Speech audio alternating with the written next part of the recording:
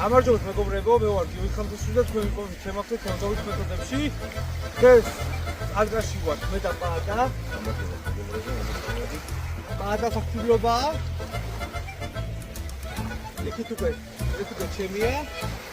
მოგეთ მეგობრებო, მე მჭირდება ძალიან წვრილი დასაკვები და რატომ მჭირდება დასაკვები წვრილი? იმიტომაა წვრილი ფრაქცია, რომ ჩვენ თევზი ვაშიოთ და მერე ვიჭიროთ სამაგიეროდ თევზი. ანუ რო შემოვა ჩვენ სექტორში, ჭამს ამ წვრილი ფრაქციას, მაგრამ ვერ ძღება, იმიტომ რომ კაშო დაეცემა, იქ ნაწილაკაცი იქცევა, რა თქმა უნდა, ჩვენი დასაკვები არის ძალიან წვრილი ფრაქცია და ვერ შეჭამს, ანუ ჭამს, მაგრამ ვერ ძღება. ამ დროს რა თქმა უნდა მადაზე მოდის მეგობრებო და რა თქმა უნდა უკვე ჭამა უნდა ძალიან მასიურად.